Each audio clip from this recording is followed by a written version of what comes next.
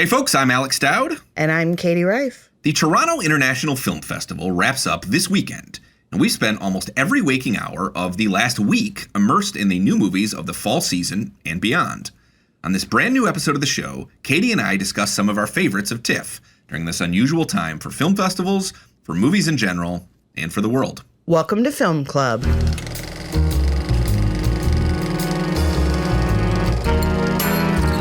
Okay, folks, welcome again. Thank you for joining us for another episode of Film Club. We are reporting live from the Toronto International Film Festival, which, I'm not sure actually that's the right way to describe it necessarily. We are certainly in the midst of Toronto right now, but this year, like last year, we are not covering the festival from the ground itself. We do not have boots on the ground in Toronto proper. We are covering the Festival of Festivals from our respective living rooms. Mm-hmm. Once again, experiencing... It's such a odd experience doing a film festival in your living room. It's a lot of kind of pacing back and forth from spot to spot because the routine is the same in the sense that you wake up, you write something, you watch movies, you write something, you watch movies, you go to sleep, you wake up, you do it again, but you don't have any of the real hustle and bustle, which on the one hand can be a little bit more serene, a little more conducive to writing than sitting in a crowded press room. But on the other hand, it doesn't quite have the same glamour to it. Very much so. Yeah, I mean, I would agree, honestly. I mean, I think it's a trade-off because on the one hand, I do think that the writing is a little bit more relaxed. You can kind of... when you're covering a fest remotely, you have a little bit more freedom to sort of watch movies when you want and write when you want. I know that I tend to get a little bit more sleep when we're doing a virtual film festival because there is not an 8 a.m. screening I have to rush to in the morning. And I'm sort of on my own schedule in a way. For those who don't know, the way that a virtual film festival works, or it has worked generally over the last year or so, is that there is basically a virtual server with movies. You pull it up, and these movies become available on a rolling basis. So every day, usually around 9, and then there are a few moments throughout the day, like 3 p.m. or 6 p.m. or something. Mm-hmm. New titles will become available. They tend to be available for 48 hours, and you have... Which is nice. It's very nice, and that's obviously a big change from a film festival where you basically are like... A movie will play 3 or 4 times throughout a fest. You just have to make sure you get to one of those screenings and are there at that exact time. Mm-hmm. If it's a big movie, it can be very competitive. Very competitive, very crowded. You're in lines. The virtual edition, you are spending most of your time just trying to figure out exactly when you're going to watch something that's available for 48 hours. For sure. So it's I'm a night person, so same. Yeah. So yeah. It's funny. I usually people, so. Yeah, I find myself during virtual festivals doing a lot of my writing during the day and doing almost all of my movie watching at night. Yep, same. I mean, yeah. I'm just so conditioned to wake up and write something that it feels right to do that, Exactly. So this year is a little different than last year. Last year, obviously, the festival went pretty much entirely virtual. There were in-person components of the festival last year, but they were obviously available pretty much only to Canadians, as the borders were still closed. American press was not welcome to Toronto to cover. There was really no option to cover it on the ground last year.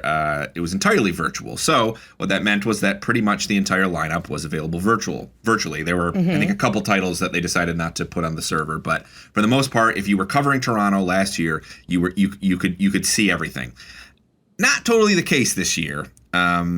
This year, the festival has taken a hybrid approach to kind of reflect the way that the world has changed in the last year and the place that we're kind of in. I think that we are in kind of in a larger sense, we're sort of in an in-between zone right now. In the sense that we are not out of COVID, but we are at a place where people are feeling more comfortable doing things live. The festival responding to that has made it so that if you wanted to come to the city and you felt comfortable doing so, you can come and you can watch screenings. If you are not ready to do it, a lot of it is available virtually.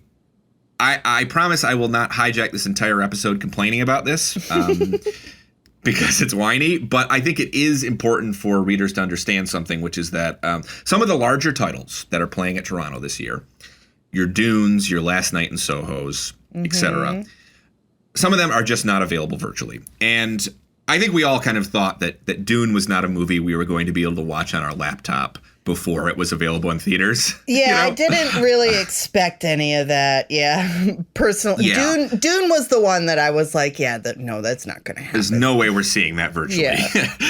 But the reality is that Dune is not the only film, and it's not merely the major studios either. There is a decent-sized list of titles, I would say something in the range of about maybe 15 movies, all of them very high profile, that are not available for press to watch virtually. And I'm sure that's a decision made by the distributors. I'm sure that there was a deal made with, when the festival was securing these films for its selection. I'm sure part of the negotiation was, you can't show our movies on a virtual platform. And there are a variety of reasons for that. I think something like Dune, obviously, they probably are concerned on some level that they want it to just play on a big screen. But there's also the question of, will you be eating into the theatrical market for something if people can watch it? If people can watch it beforehand on a virtual server? Well, it's going to be day and date. So, That's true. Even with Dune, I mean, Dune is going to be day and date. Yeah. It's going to be on HBO Max the day that, so I don't know. Anyway, I feel like the people who are going to go see it in the theater are going to go see it in the theater. But the point is that a lot of titles were not available virtually, and that's the business of it. I understand. Yeah. I was going to say that this is very much a distributor issue. This is the distributors making these decisions. And sometimes even in in-person festivals, you have this happen where, for example, one year I was at Fantastic Fest the year that Your Next premiered, and I couldn't get into the world premiere, the midnight world premiere, and so I was going to go see it the next day, but then it got bought and pulled. That'll happen sometimes where a movie will get bought and the distributor will cancel all the festival screenings that come after that. So it's not unheard of, but this is a really large scale for something like this to happen in my experience with festivals. Yeah, and I do think it's a product of the moment we're in right now, for sure. And I think that you're right that distributors some of this is really out of the festival's hands. My issue, and we're going to move on from this soon, I promise, folks, because it's a little inside baseball, but my issue is that the messaging coming out of the film festival this year, out of Toronto proper, was don't come to Toronto. It was, there is going to be a very limited amount of press and industry screenings.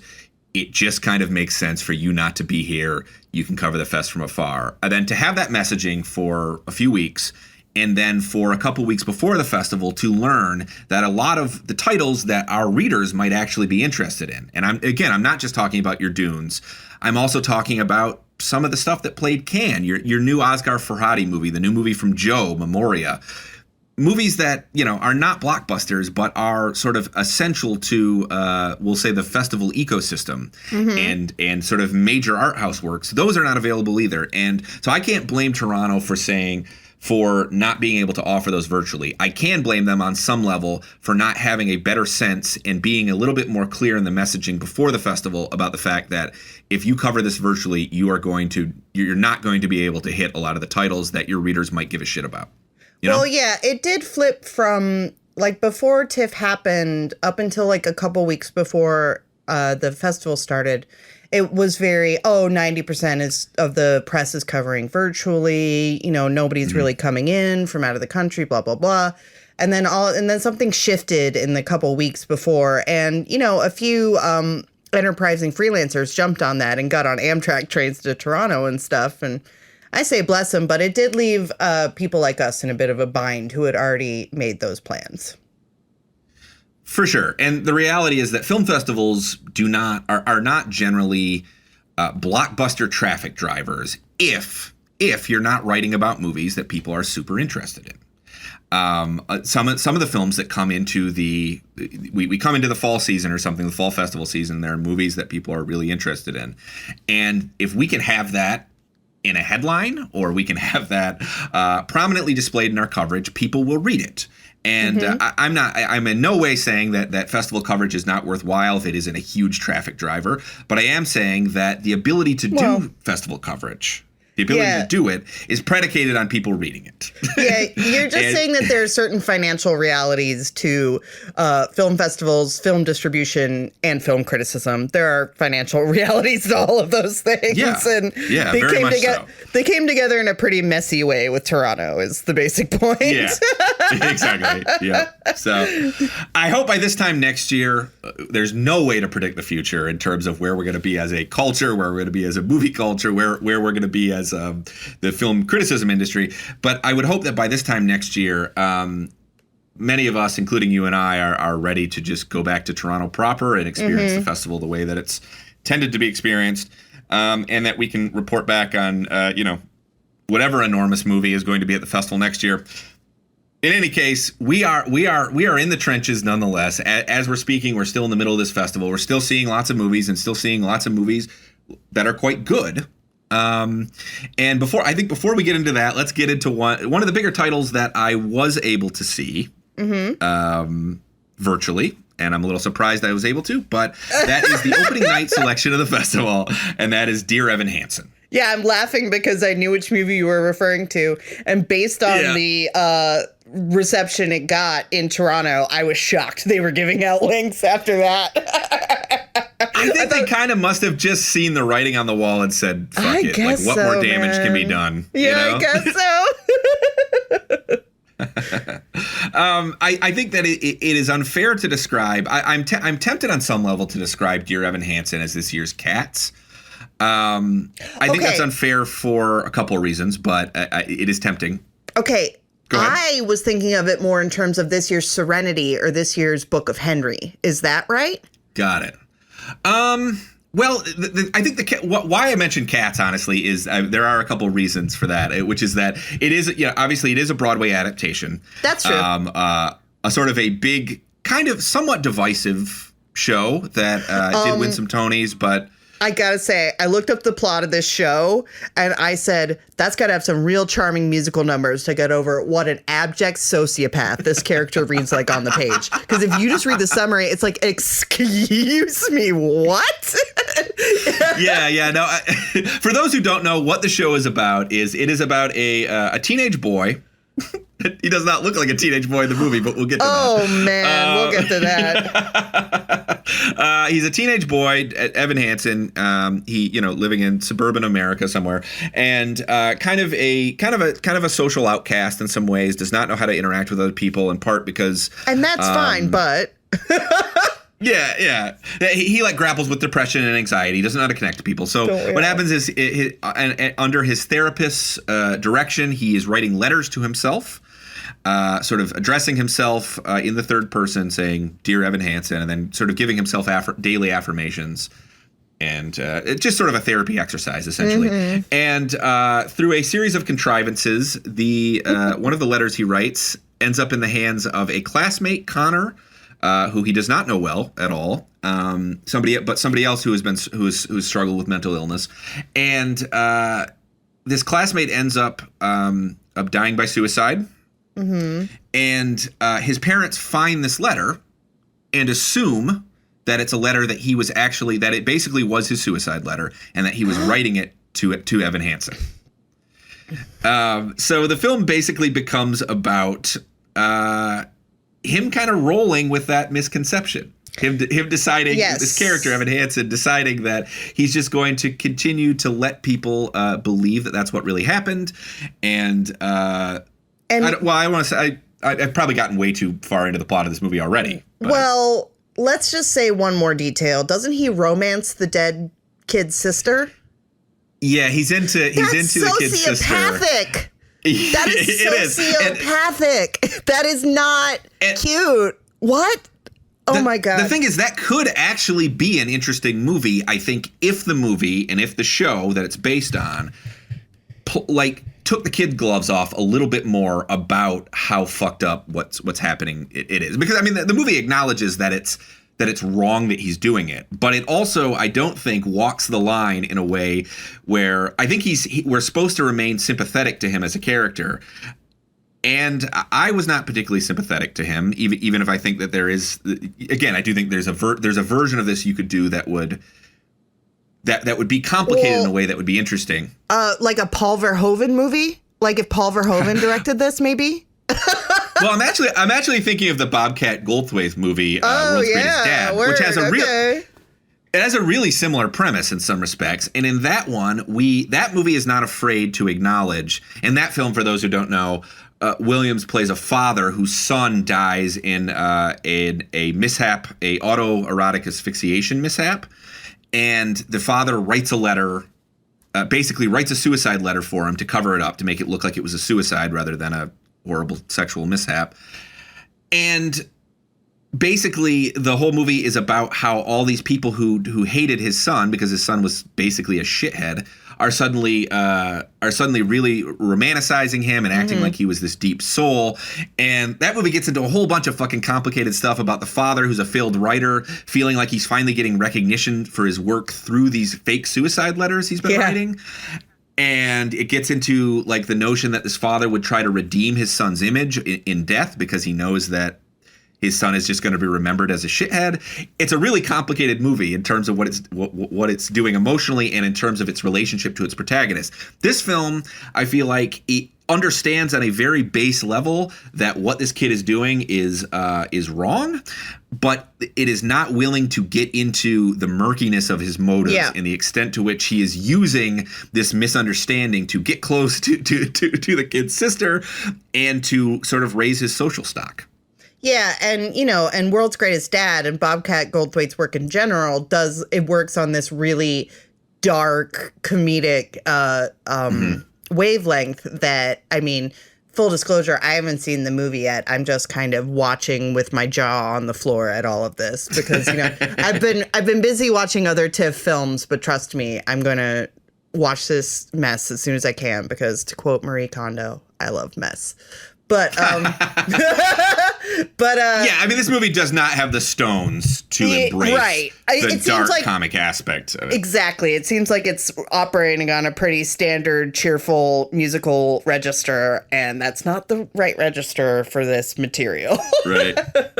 Well, we haven't even mentioned, I think it would behoove us to mention the weirdest thing about the film and the thing that basically has made it. I was saying earlier that sort of this year's Cats, and I was saying that partially because it's a Broadway adaptation, but also because when the trailer dropped for this film, everybody kind of had the same reaction to it. It became this object of ridicule before the movie even came out, before anyone had seen it. And the reason, honestly, is that the film stars Ben Platt, who originated the role on Broadway when he was in his early 20s. Ben Platt is now 27, I believe, 27 years old. And he is playing he looks a solid 34, so... I don't want to be mean, but the thing is, he does not look... He cannot pull off being 18 years old. Well, yeah, here's the thing. Everyone on Buffy was in their late 20s. Everyone on most high school shows are in their late 20s. But like that is a gift of nature that actors have sometimes, that they look a lot younger than they actually are, and they can work in teen shows for a long time because of that. And no offense to Ben Platt, I'm sure he's heard this before. He doesn't have that particular genetic gift. Yeah, he doesn't have an ageless boyish quality. Right. I also just think that audiences' acceptance of that particular bend in reality has changed over the years. Obviously, we grew up in the 90s when shows like 90210 were really, really pushing how old somebody could be and still be playing a high schooler. Right. But that was much more widespread back then, I think, in a lot of respects. I think today you'll see more age-appropriate casting. You'll see real teenagers playing teenagers. That's true. And even 20 years ago, I remember, I don't feel like anybody made a huge deal about the fact that Tobey Maguire was playing Peter Parker in Spider-Man. He was the same age that Platt is now, playing a character the same age as Evan Hansen. And nobody made a huge deal out of that, even though I don't think Maguire looked like an 18-year-old in Spider-Man either. Mm-hmm. I think it really is. It's a combination of the fact that we don't do that as much anymore, and the fact that Platt really, really doesn't look 18. He just doesn't. Sorry, you just don't.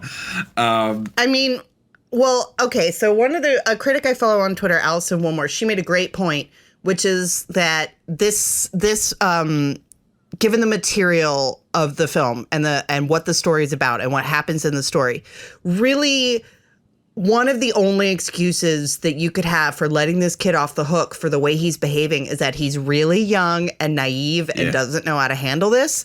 And putting a grown-ass man in the role makes it seem more predatory. That's a great point. I didn't think about that. That it does kind of break your brain watching it, where you might be able to accept it if he seemed like a kid and making a stupid kid decision, but he does kind of seem like an adult who somehow snuck into a high school and is doing this. Yeah, it's some to catch a predator stuff at a certain point because he's a grown ass man. I made the point that I was trying like heroically hard watching this film to make the case that it was a deliberate distancing device that they were doing, that because Evan Hansen feels so different from his peers, maybe it works that he looks so different than them. It's this kind of surrealist touch. Fuck that. It does not work that way at all. I wish it did, but it does not. That'd be pretty avant-garde. I give him credit for that, but yeah. Yeah, exactly. So that movie comes out next week. I guess if you're looking for something strange to see. I just had to laugh at that transition, because what do you even say, man? What do you say about all this? Yeah. Oh, goodness. Okay. But so that was the opening night film. Toronto, traditionally, I would say this is something that's actually very true of film festivals. And I've never quite been able to figure out exactly why. Film festivals will often put their wrong foot forward with opening night. They will the film that opens the festival will be not very good, and this carries on that tradition.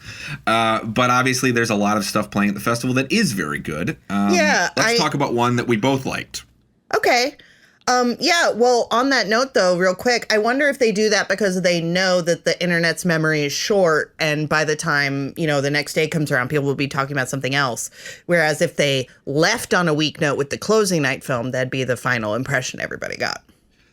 It could be that. I also think it sometimes has something to do with the fact that it's Toronto Toronto always wants a premiere. They want something. Their opening night is a premiere. It's they're showing there alone. But the fact of the matter is, Toronto falls on the festival calendar after both Venice and Telluride. And the reality is, if a movie is both really high profile and has a big splashy cast and good and genuinely very good, it probably is going to play one of those other two festivals. That's the reality. Yeah, those two festivals are really coming for TIFF, particularly Venice. They've really in terms of the commercial component, I feel like Venice is kind of coming for TIFF's neck that way. Yeah, I mean, obviously they got Dune, for example. Dune is there, and so it puts Toronto in a position where they want something that's fairly high profile, something that has some movie stars in it, and something that they can premiere specifically. And that, I think, that often leaves them with not a ton of options in terms of movies that haven't already that aren't already scheduled for the two festivals before it. So you get something like Dear Evan Hansen, which is like, Telluride and Venice are not going to go for that film because it's not good. But it is big enough and splashy enough that it can, it has Amy Adams in it and Julianne Moore. It can serve as a big opening night for them. It just happens to be really bad too. But as you said, let's move on to something good, something that we both saw. Yeah. Well, so let's talk about Petite Maman. And that is the new film from Celine Sciamma, who a couple years ago made a film that, if I'm not mistaken, we both love, Portrait of a Lady on Fire. Oh, yes. She's a French filmmaker who often deals in themes of adolescence and people kind of finding themselves. And this is a much smaller film in some ways than Portrait of a Lady on Fire, but I also think that is part of its appeal as well. It's part of its appeal, and like you said, a lot of her earlier work has to do with children and young people and coming-of-age themes. And if anything, Portrait is a departure in her filmography. Yeah.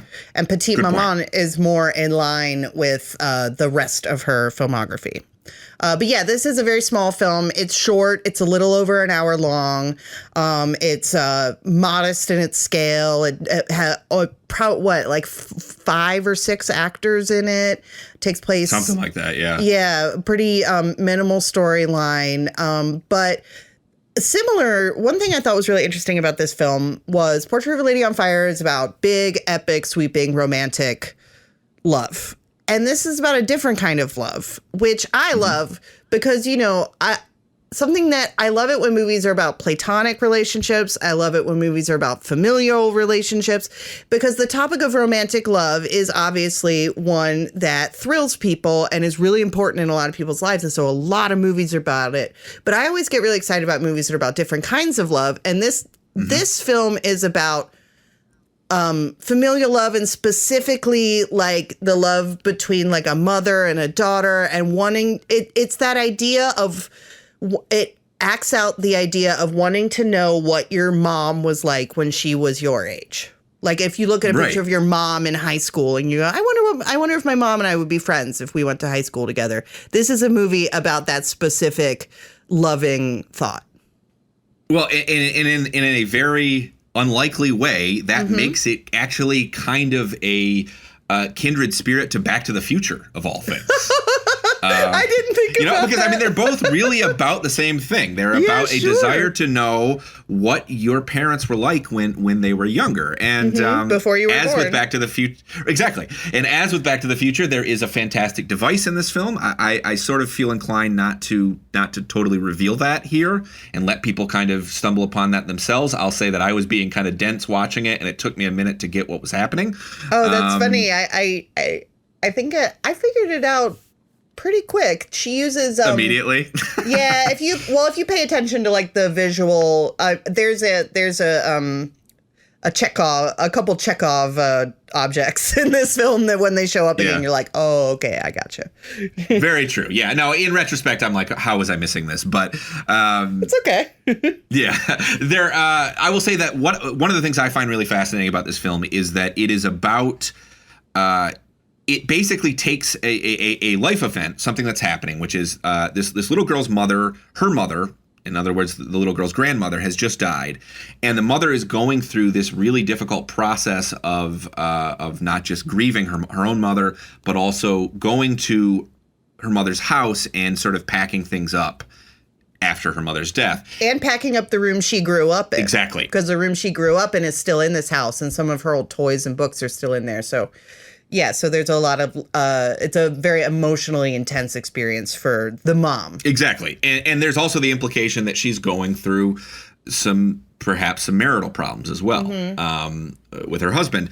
And you could make a movie that's just directly about that. But that's not this film. This film is interested in kind of refracting that experience, that intense emotional experience, through her daughter's perspective, and saying her daughter is looking at her mother and trying to understand what she's feeling emotionally about what she's going through. And obviously as a child, she can't really grasp that. But I was ultimately rather moved by the way that the film is really about a young child trying to understand their parents' emotions, because I think that's just such a relatable idea and something that I think carries through, honestly, into adulthood. I think our parents remain, in some respects, a mystery to us, I think, in terms of how they feel. It's very hard to imagine them ever being younger than you know?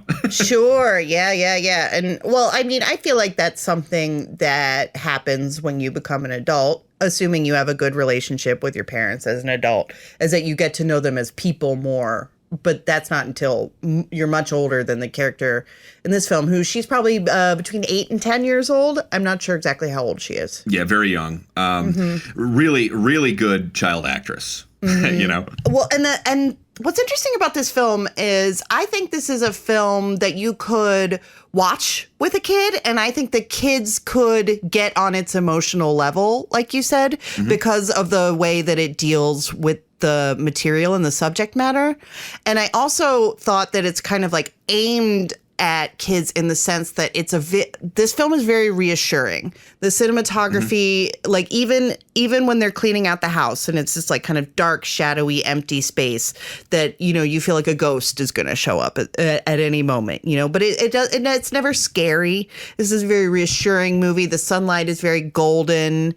To me, the way I put it in my write-up for the site was this movie felt like someone patting your hair and like humming to you while you fell asleep. It's just a beautiful emotion that comes through in this film. Or perhaps feeding you graham crackers while you drive. Yeah, that was so sweet. Oh my God. That's very cute. Yeah. There's this very great shot early in the film where they're leaving the home where her grandmother was, who's just died, and the mother is driving, and the mother is obviously upset, but she's keeping it together for her daughter.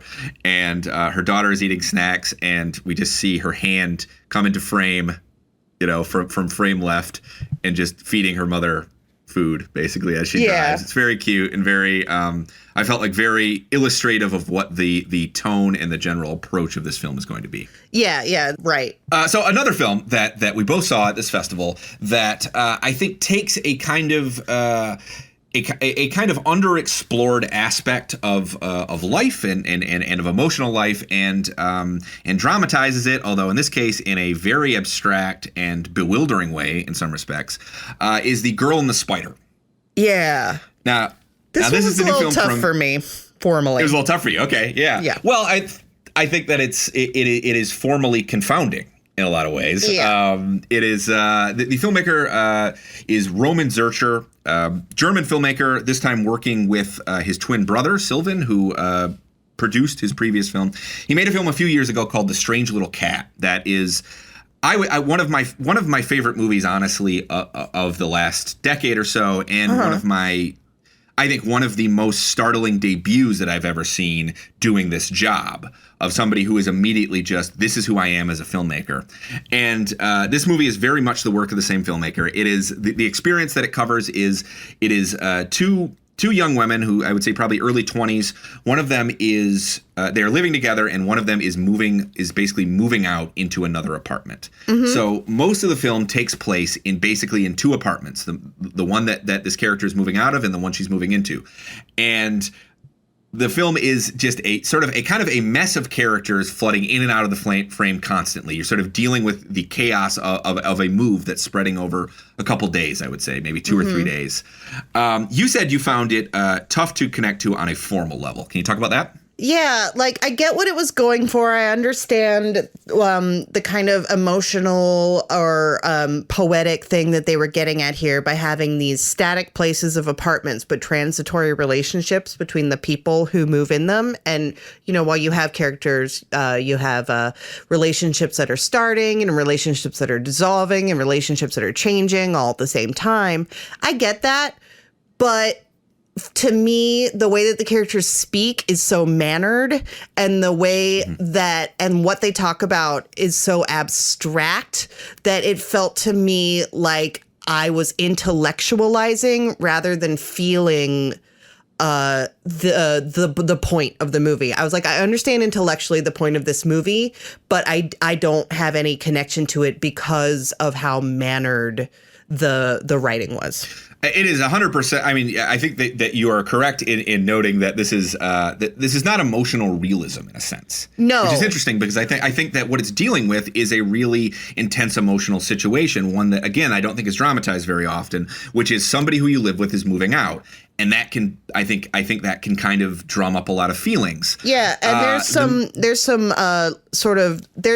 implication that these two girls may have been romantically involved at one point, or at least one of them has a crush on the other, and that's presented in a very abstract way. I just felt like this film shot itself in the foot by having like it's a naturalistic setting, and it plays out in a realistic way, but it's presented in this way that makes it impossible for me to really connect with these characters in any kind of meaningful way, which just made it an intellectual exercise to me, which an intellectual exercise about emotions. Like, I don't know, maybe that's just not my bag, man. I find it exhilarating, personally. It's my favorite film of the fest. And part of that, I think, is, and we've talked about this before, that sometimes doing this job, I think, skews our barometer sometimes, in the sense that sometimes what we really just want out of a movie or something that really excites us sometimes is a feeling that this is something we have not seen before, that this is new. And though this is a second feature, I felt that Zurcher's the way that he constructs a movie is so radically different than anything I've ever seen before in a film that I find it completely exhilarating. I mean, he basically will he scrambles some of the basics of narrative filmmaking in a way that, again, I find very exciting, where characters will sometimes be introduced.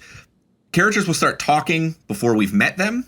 And this becomes almost a running gag where characters are just passing into frame before we know who they are. The movie kind of asks us to work out these relationships without ever totally clarifying them.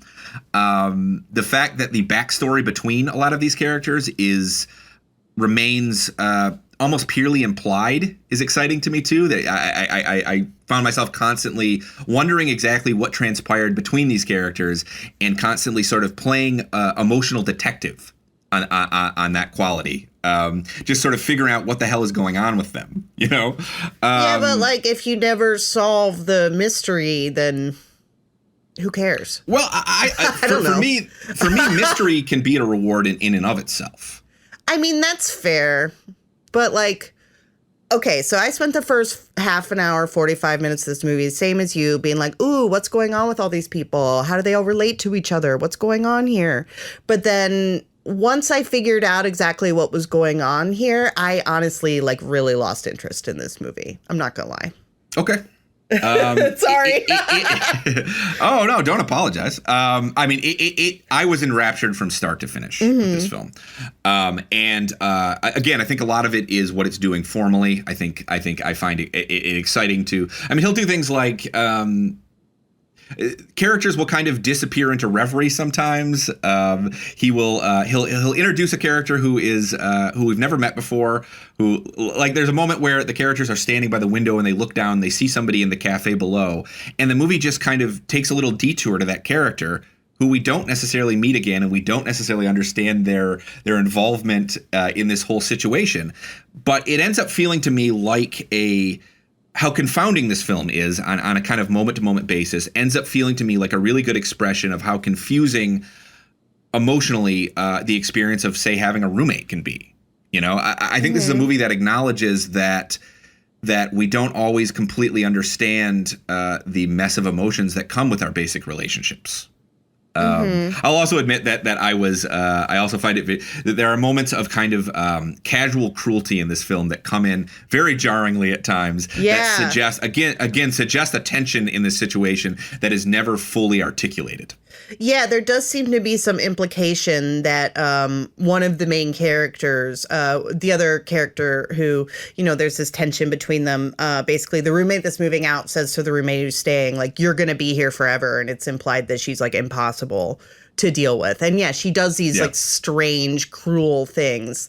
But, okay, let me ask you something. How does the characters talking in parables add to anything that you're talking about here? Because they talk in parables. They do, and they sort of talk in anecdotes that end up they'll like mention something that they've heard or an experience that they've had and use that as sort of to reflect on some sort of tension that's happening between them. It's an eccentric device that is in the last film as well. I think that it kind of I think it's a stylistic choice that you kind of roll with or you don't.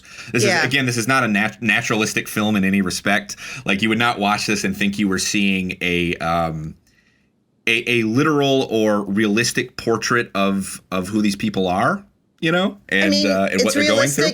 It's realistic in the sense of, like, what is literally happening in the film is very realistic. Somebody moves out, they have a party, she finishes moving out, they say goodbye, it's awkward at the end.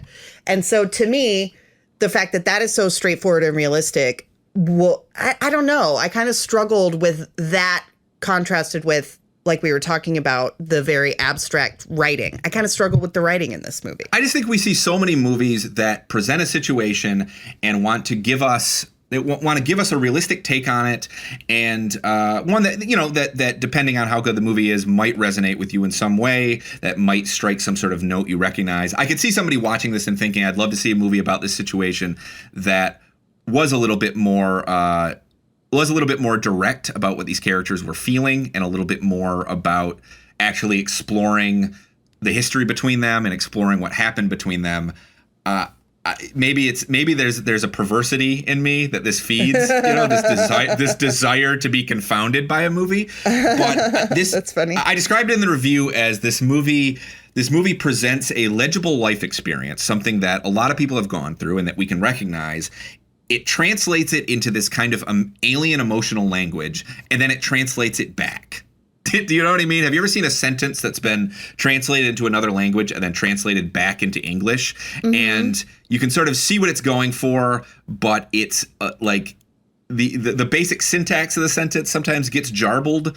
And I felt that way watching this movie about its emotions. And to me, that felt like a really interesting expression of the fact that we can't always figure out exactly what we're feeling about a momentous life change. Yeah, I just feel like for a movie that deals like, when you talk about like what a movie is really about beyond like its plot, this movie is really about relationships and emotions. And to me, the way that it was written, not even directed, because I like some of the formal stuff like you were talking about, the way that they break down the narrative, but the way that the dialogue was written specifically alienated me from the relationships and the emotions. And so for me, it did not come together. Okay. Sorry. We rarely disagree this harshly. Oh, yeah, it's true. Don't be sorry. We should probably fight more on this show, honestly. In any case, I don't know when that movie's coming out, but I would be very interested to know what the world thinks of it, too. I suspect this is a film. I felt watching it that I wish I could have been there in Toronto because I think there would have been walkouts, to be honest. And again, I take a kind of perverse pleasure in that, in seeing a movie alienate people. But let's talk about a different kind of alienating film. So the movie is I guess it is in the midnight selection, is it not? It was the first. It's tough this year. Yep. It was opening night of Midnight Madness this year. Yeah, it was the first Midnight Madness film to play. Yeah. That makes sense. Okay, so Midnight Madness is Toronto's sort of genre movie program. Like most film festivals, Toronto divides its program into different categories, or it divides its whole lineup into different programs, rather. And Dashcam is the opening night film of Midnight Madness, and it is from a filmmaker named Rob Savage, who made a film called Host last year that I have not seen. At this point, actually, I don't know why I haven't gotten around to it yet. It sounds like something I'd like, honestly. The gimmick of that film was that it was set entirely on Zoom. Yep. And I felt, based on the reactions, a lot of people seem to feel that it was a horror movie that actually really tapped into a lot of how people were feeling in the moment. Because, I mean, it really was, that movie came out in the summer of 2020, which meant that we were really only a couple months into COVID. Yeah, into the America's lockdown, I would say, in response to COVID. And it felt like that movie was directly holding a mirror to how a lot of people were feeling. Did you like Host? Yeah, I saw Host. I liked Host. Yeah, Host was really interesting because, everyone was like, dear God, I don't want to see any COVID movies. And then this one came out practically daring you to hate it. But it is a real, just like... It's one of those roller coaster ride type of haunted house movies that I think most people who like horror movies like that type of horror movie, where it's just really like just fun and like jumping in your seat kind of stuff. So, the fact that the director Rob Savage did the one thing that everybody said they didn't want to see reflects a certain contrarian streak in him that is magnified times 1,000 in this movie. This is possibly the most unlikable protagonist I've ever seen in a film. Ever. Like, I cannot think of a more hateable protagonist than the protagonist in this film. Can I tell you something, though? What? I kind of wanted her to be a little bit more unlikable. Wow! How could she have been more unlikable? Okay, so for context, she's a musician who has a show where she drives around making up raps and screaming at people out of the window of her car. She decides that LA is under the thumb of COVID tyranny, so she flies to the UK for reasons unknown, for some reason thinking that, they won't, she'll be free from lockdown in the UK. She arrives, she barges into her friend's house in the middle of the night, literally breaks in, jumps in bed, spits in his face to wake him up, and then gets angry at him for telling her to get out. She is I'm confounded by this person. She is a cartoon of a red hat, belligerent, obstinate, I'm going to do this because it makes you mad type of online contrarian troll, like as a character in a film. And you know what I will say? It's very audacious to make that the main character in your film. Well, what it certainly does is make you amenable to the notion of that person going through hell. Yeah, getting tortured. Which is, yeah. Although I would say that one of the flaws of this film, I think, on some level, is that I mean, actually, maybe it might be more bug than feature. To be honest, this is the kind of film where it's anything that you throw at it as a complaint could be spun in the right eyes as something that's doing on purpose. And that's where I think that's where I think the contrarianism comes in. For sure. I felt like at a certain point I wanted to see this character maybe finally drop the internet persona that she's built for herself as she is subjected to an enormous amount of horrible supernatural shit. We won't get into too much into what happens in the film. Yeah. For one, because I actually don't think it's all that interesting in terms of when the horror actually does arrive. I thought it was creative. Yeah, you think so? It was stuff that you don't see all the time presented in. I think that they were going for just maximum shock and intensity, and for me, it did do that. Like I went, holy shit, a couple times while I was watching it. I found somebody on Letterboxd said this, so I cannot take credit for it at all. Somebody on Letterboxd said there's a reason that VHS shorts are like 10 to 20 minutes. Well, this movie's 66. It's not that much longer, really. It is not super long. That's true. But for those who don't know, by the way, I'm speaking of the anthology series VHS, which present found footage horror, sort of a series of found footage shorts collected together. The second one I actually think is quite good, personally. But yeah, so I don't know a whole lot about the star of this movie. Her name is Annie Hardy. She was in a kind of well, she's a real person. Well-regarded. She's a real person. She was in a somewhat well-regarded indie rock band called Giant Drag. She was the singer-guitarist for that, I think, and vocalist. And yeah, and they were known for kind of their filthy lyrics. So she was kind of known for, because she's got a real kind of high childlike voice, and she was known for singing like really filthy songs in this voice. So that's kind of what she came up on, and then that band kind of fell apart, and then she had a real bad run in the 2010s where her infant son, and then her husband died within a year of each other. And in recent years, she if you take a look at her Twitter, you don't have to scroll down too far to see her talking about vaccines being the mark of the beast. So who knows what's going on with her? Do you think it's performance art? I mean, maybe that's an impossible thing for us to answer. I cannot tell with this person. I'm not familiar enough with her work to say for sure. Yeah, I mean, maybe somebody who knows Giant Drag better than we do would be able to say, because it's sort of, I mean, even the cursory amount of research I did after watching this film and wanting to know a little bit more about this person would seem to suggest that just being sort of antagonistic and agitating people is sort of part of the whole persona. Yeah, it's like her thing. Yeah. Exactly. So maybe right now at this time, being an anti-vaxxer shithead is just a button that she's pushing, which doesn't necessarily make that cool or anything. Yeah. But I could see it, I mean, she also describes herself as, I think on her Instagram, as an Andy Kaufman figure. And right. I could see somebody being like, right now, what is the most obnoxious character I could create? And that would be that'd be her character in this film. Yeah, that'd be her character in this film. Exactly. Yeah. So yeah, I mean, I do think she doesn't wink exactly in the film, right. but she's enough of a caricature exaggerated. In the film. Yeah, it's so exaggerated that to me suggests a degree of self-awareness. I think so. I think that she's playing it either a caricature of either she's exaggerating her online persona or doing a self-aware caricature of herself. One of the two. I don't think that she is I like to think she's not the person she is in this movie in real life, because that would be a lot. But yeah, I don't know. And that's left very vague. And I think that is, I think this movie is kind of setting out to piss people off by having this character. in there. And very much so. I think this is a movie that, in the past few years, we've had a whole wave of horror that are, about bigger things, where all the monsters are very symbolic and the story is very symbolic. And I think this movie is not like that. I think this is maybe even a reaction to that.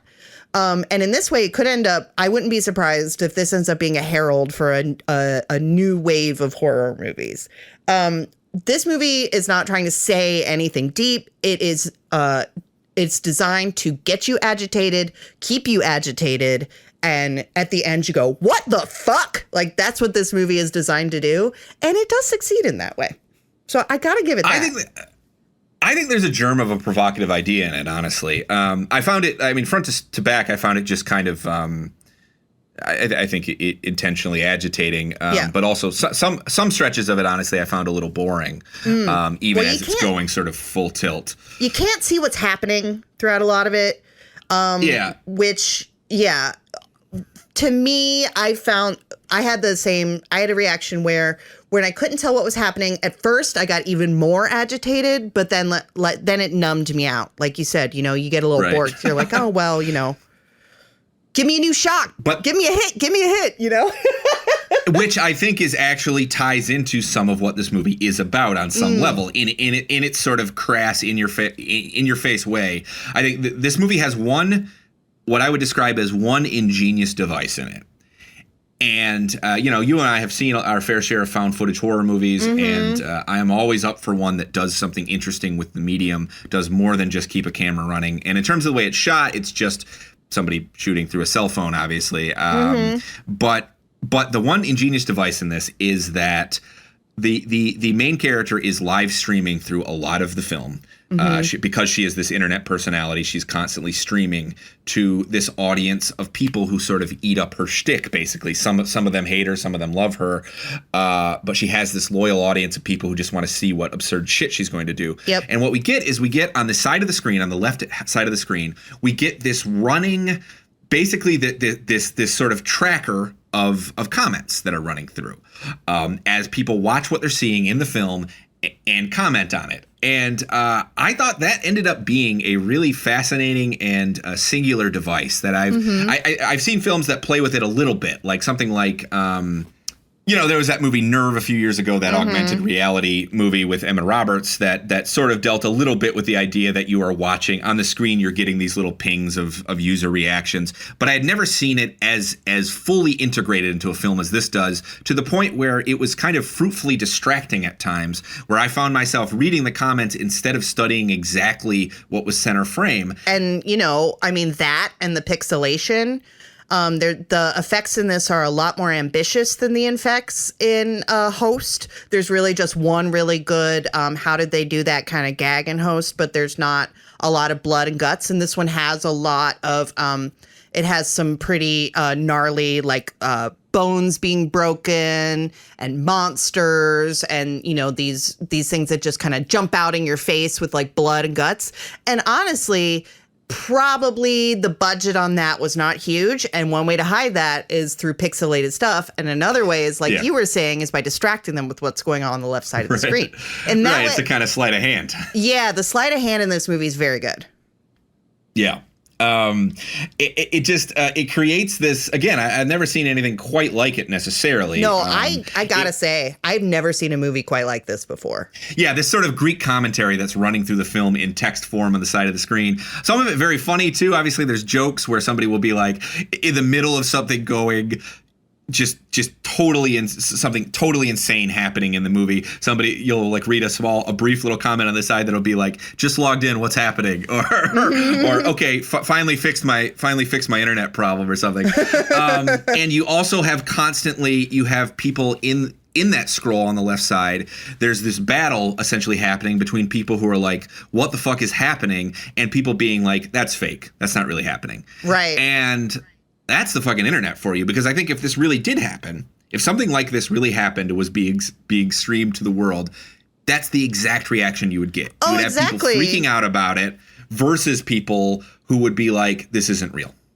Oh, exactly. And on that note, something that happens in the movie that is in that left crawl, sort of a plot thing that exists only in the left crawl, is someone goes, Annie, you're trending on Twitter. And all these people start joining because this story is supposed to be trending on Twitter. And the way that this plays out is exactly how this would play out if this happened in real life, I think. Right. And I think this movie is smart in that way.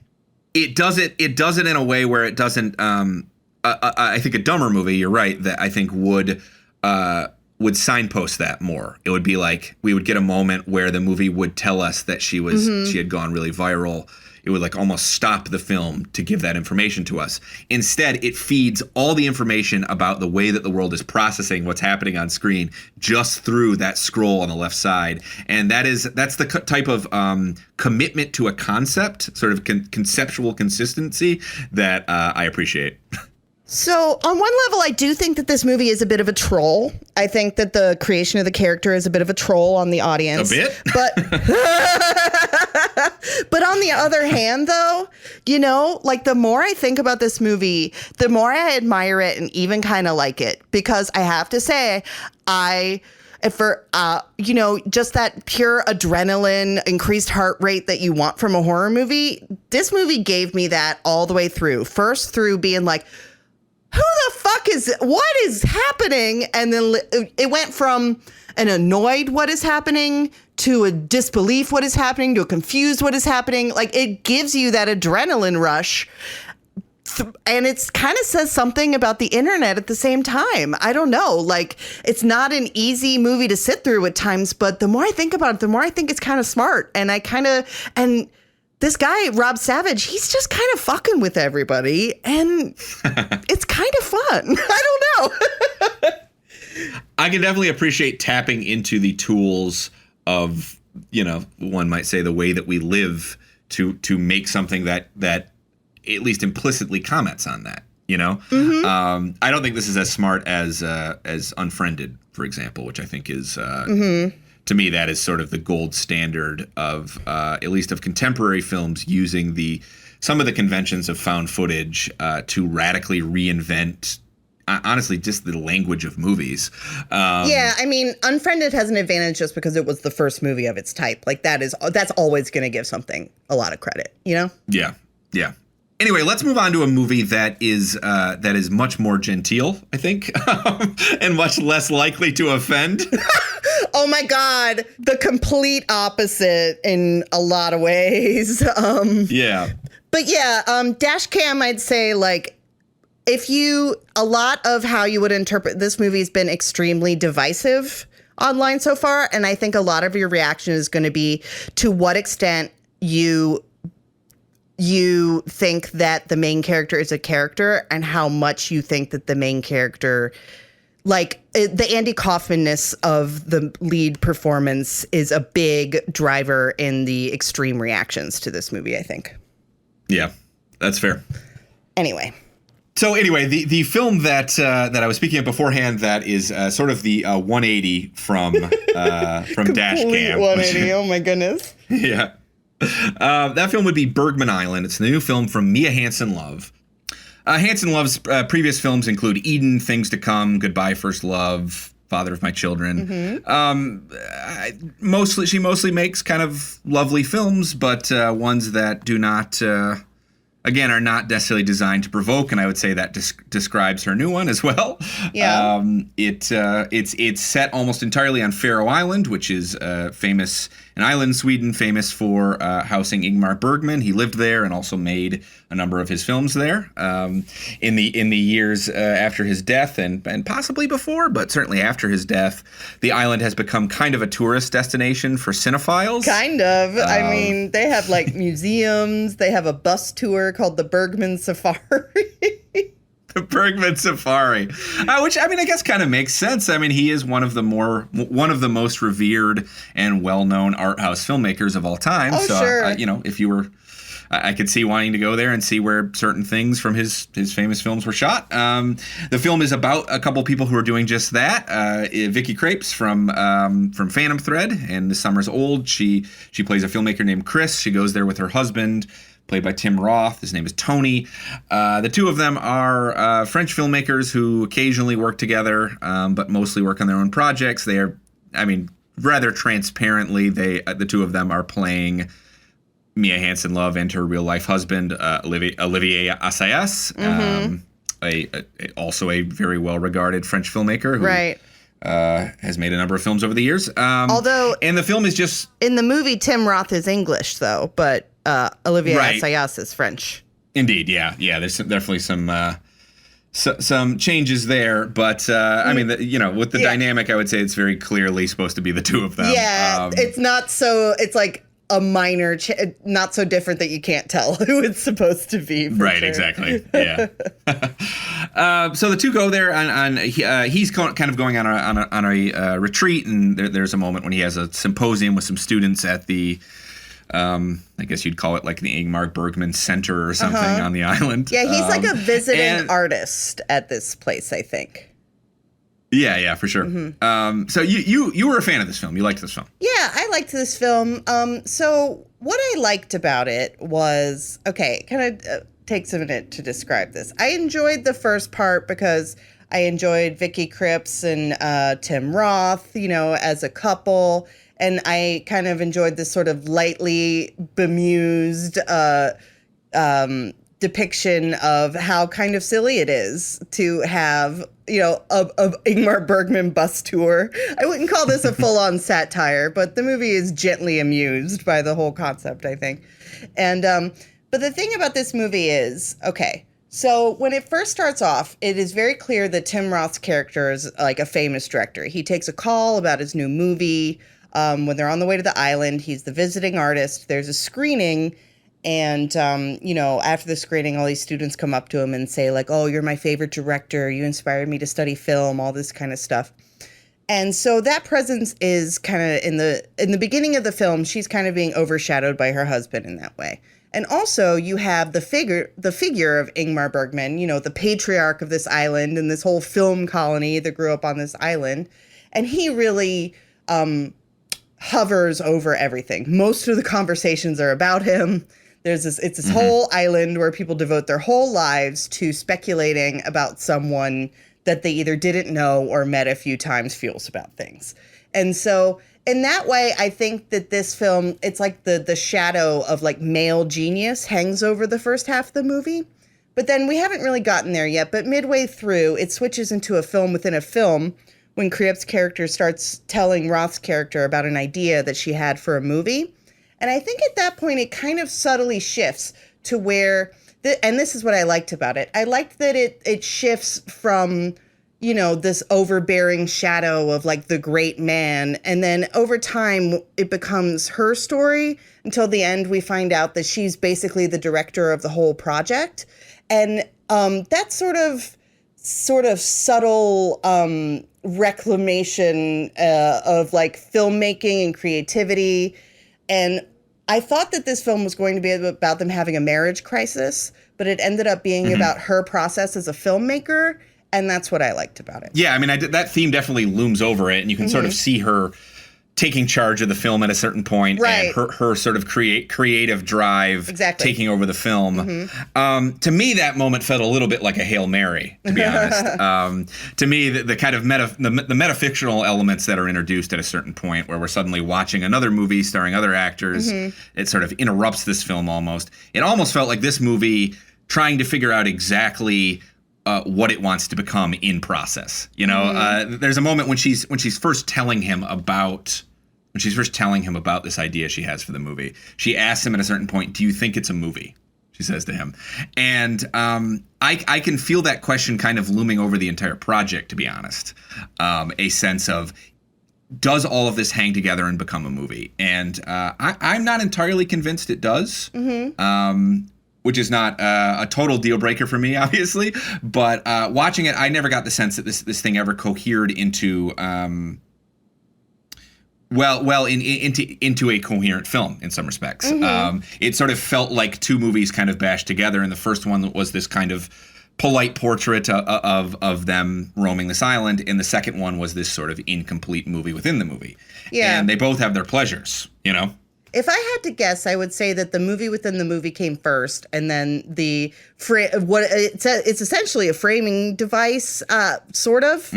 All of the stuff you were talking about, the whole first half of the film, the basic premise of it's this couple visiting this island, ends up becoming a framing device for what is a pretty incomplete story. But I think, and it's very cheesy to say that things are about storytelling and about the creative process, but that is kind of what she's getting at here, I think. For sure, yeah. I mean, whether that's played out, that's a fair criticism because that kind of story has been done a lot.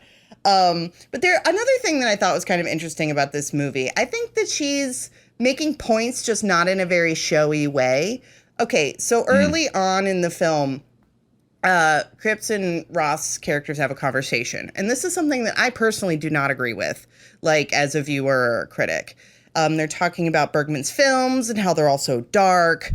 And Roth's character says something to the effect of, well, he wanted to explore human emotions and, that's why he chose dark subject matter. And then she goes, well, isn't happiness an experience worth exploring? And, and I don't really agree with that idea of like, why don't they make nice movies? Because I generally don't like nice movies all that much. But so when that conversation happened in the movie, I was like, okay, I'm not sure I agree with that. But then also in a metafictional way, when they get to, spoiler alert, when they get to the end of the story, it is a nice story. It is a story about happiness and about creativity and about how some things work out nicely. And I think in maybe her own kind of subtle way, that's her response to this idea of like, well, serious art has to be made by serious men about serious things. Mm-hmm. I do wonder if they really went and did this. I haven't investigated enough to see if they've talked about it, if the two of them really went to this island, because it is interesting to think that to go to this place and be surrounded by the work of this artist and people constantly talking about this artist, and then to make the conscious decision, I don't necessarily want to make movies like that. Yeah, right. And the notion of making a movie on this island that actually is nothing like Bergman's work is interesting. Yeah, it is interesting. And it's her way of, like, I feel like there is something with, you don't realize that Vicky Krieps is the main character, like in the first part, or I didn't. I thought it was going to be more of a scenes from a marriage type of thing, which they mention early on in the film. So in a way, to me, this movie feels like a statement of purpose in that she has considered all of this. She's considered, this legacy and, the idea that serious art is made by serious men about serious things, and goes, nah, I don't believe in that. So I think this film is that's what I got out of it, at least. Okay, interesting. I will say I was compelled by the notion of trying to find yourself in work through layers of fictionalization. Because if you think about it, there are approximately 3 layers of fictionalization in this film. There are. Because when we first meet her, the main character, Chris, she is a fictionalized version of Mia Hansen-Løve, maybe not, maybe a loose one. I don't know how close this depiction of her matches Hansen-Løve's personality or her interests or anything, but he's clearly a stand-in. And then the film within the film is very much a fictionalization on top of that. It is both a fictionalization of Chris, the fictional character we've met, and another version of Mia Hansen-Løve in a sense, And I think the parallels that it has with the parallels that the film within the film has with some of Hansen-Løve's other work suggests that this is another version of. She's talked a little bit about there being, I think, some degree of autobiography in her work. Right. So you can kind of see that, the film within the film is both a version of her life, maybe, and also maybe a version of this fictional character who's a stand-in for her life as well. Yeah, so, and that kind of ties in with them, just the idea of being on this island where Ingmar Bergman did his work and seeing the spots where he shot his movies, and then I feel like she's kind of tying what you were talking about in with the way that people speculate about those same questions with someone like Ingmar Bergman. Yeah, interesting. Yeah, for sure. going there, like offering breadcrumbs in a way that that maybe Bergman did too, and maybe people are looking for them when they go to this island and try to be close to his work, you know? Yeah, and certainly that being in a place like that could make you think about all those things that are in this movie. So yeah, I would be very interested to know if she and her real life husband have actually taken this trip. Right. Okay, so we've talked a little bit about the films that we both liked, or sorry, that we both saw at the festival. And I think we should end by just a recommendation from the festival, something that each of us watched that we appreciated. Maybe that the other person did not see. So, Katie, what did you see that you would recommend to people after the festival's over to look out for? Eventually, it'll be released, presumably. Let's hear a title. Well, one that I don't think it's a perfect move by any means, but I rather enjoyed The Eyes of Tammy Faye, and I think it's going to be part of the awards conversation for Jessica Chastain's performance in particular, and it is a very studied performance. Like, she had to have watched everything Tammy Faye Baker ever committed to tape, because like the giggle, the way she holds her face, it's exactly the same. It's eerie. And I talk about in my review, I think that at times she does get at something a little bit deeper than that, because, you know, like a technical performance is one thing, but there's a difference between an imitation and actually capturing the spirit of a person. And I think she captures it at certain points, not all the time. But that being said, if you like 70s and 80s kind of kitsch aesthetics, if you know what cocaine decor is, you're going to love this movie. I will stump for it all this winter for set design and costume design, because I thought that those in this, like as an aesthetic object, this film is such a treat. And it's out soon, right? I mean, it's out. I think it's in theaters next Friday. Indeed, so it is. People can see this very soon. Yes, people can see it very soon. Mm-hmm. Cool. I'm excited to see it. I wasn't able to see it during the festival, but I'm going to try to get around to it, even if it means, dragging my butt out to a theater, maybe. So we'll see. Okay, so my pick is the new film from Terrence Davies, Benediction. And I think Davies is one of the great filmmakers living today. He's a British filmmaker who early in his career made some very personal films. The Long Day Closes was one of them. Distant Voices, Still Lives, and has in the years since, I think he's kind of decided that he is not going to be directly tackling his life anymore. Okay. And he has he's looked to literary adaptations. He's looked to stage adaptations. His most recent work has been biopics of poets. His last film was A Quiet Passion, which was a biopic of Emily Dickinson, a film I loved. That one was very good. Yeah, if you haven't seen that one, get on it. Well, you should be excited for this one too. Oh yeah? Yeah, it's very much a companion piece in some ways. I mean, it's oh man. It's in this case, it's also a biopic about a poet. In this case, it is Siegfried Sassoon, someone whose work I'm not familiar with, but the movie made me more familiar with it. Of course, he was a soldier in World War I and an English soldier, and he eventually became very vocally opposed to the war. He gained some degree of celebrity for his for some of his poetry, which gave people windows into some of the horrors of the war. He was also gay at a time in which you obviously could not be entirely open about that, but was something of a socialite in his days. So there's a lot in the movie of him kind of going from party scene to party scene. He sort of bounces from different lovers in his life, and there's a lot of that in the film.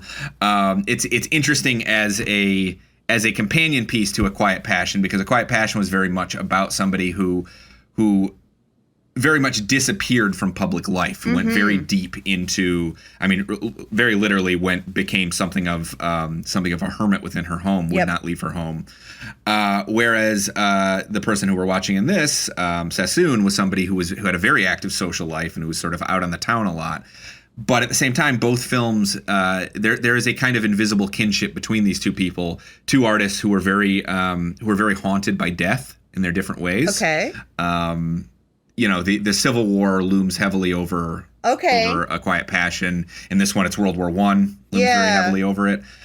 I think what's remarkable is that Davies is a filmmaker who he tends to deal in some kind of bleak themes about death and sort of lives that are oppressed lives in some respects, and people who are in the grips of depression a lot of the time. Mm-hmm. But these recent films he's done are also just kind of marvelously witty. Yes. And, that was the best part of A Quiet Passion in my humble estimation.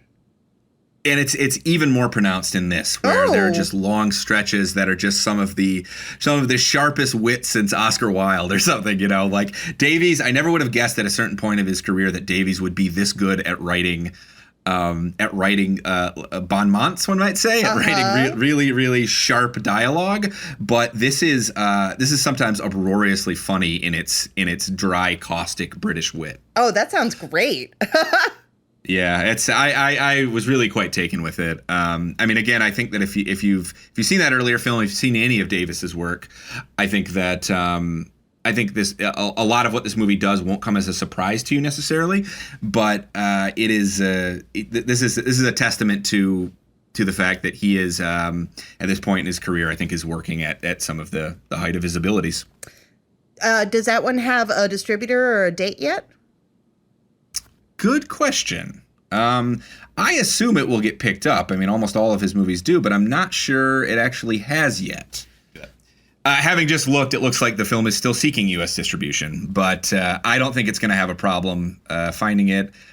Jack Lowden, by the way, plays the main character, and then Peter Capaldi. There's scenes when he's older and Capaldi takes over for him in his older age when he becomes essentially Terrence Davies. Like, really, like the parallels between the older version of this character and Davies himself, I think, are very pointed and kind of moving and also hilarious, because he's such a crank, which perfectly describes Terrence Davies as well. I got to interview Davies one time, and it was me. I'm not a big fan of conducting interviews. They make me nervous. I just feel anxious about the process generally.